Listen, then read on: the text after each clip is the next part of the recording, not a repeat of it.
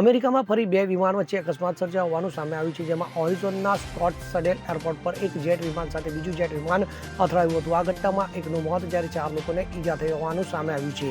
તો અમેરિકામાં છેલ્લા 12 દિવસમાં ચોથી વિમાન દુર્ઘટના સર્જાઈ છે. સ્કોટ્સડેલ એરપોર્ટના અધિકારીના જણાવ્યા મુજબ એરપોર્ટ પર એક બિઝનેસ જેટ વિમાન પાર્કિંગમાં ઊભું હતું. આ દરમિયાન ત્યાં અન્ય બિઝનેસ એક જેટ વિમાન લેન્ડ થયું અને તે તેની સાથે અથડાઈ ગયું હતું. તેમણે એમ પણ કહ્યું કે લેન્ડ થયા જેટનું પ્રાથમિક લેન્ડિંગ ગિયરમાં ખામી સર્જાવાના કારણે આ અકસ્માત સર્જાયો હોવાનો અંદાજ છે. તો આ અથડાયેલું જેટ વિમાન ટેક્સાસથી આવ્યું હતું, જેમાં 4 લોકો સવાર હતા. જ્યારે પાર્ક કરેલા જેટમાં એક વ્યક્તિ સવાર હતો. તો જેટ રનવે પર ઉતારવાની સાથે જ ગલ્ફ સ્ટ્રીમ 200 જેટ સાથે અથડાયું હતું. તો આ ઘટનામાં ઇજાગ્રસ્ત થયેલા 2 લોકોને તાત્કાલિક ટ્રોમા સેન્ટરમાં સારવાર માટે લઈ જવામાં આવ્યા હતા, જ્યારે એકની સ્થિતિ ગંભીર હોવાનું સામે આવ્યું છે. તો આ અકસ્માતની ઘટનામાં એક વ્યક્તિનું મોત પણ નીપજ્યું છે.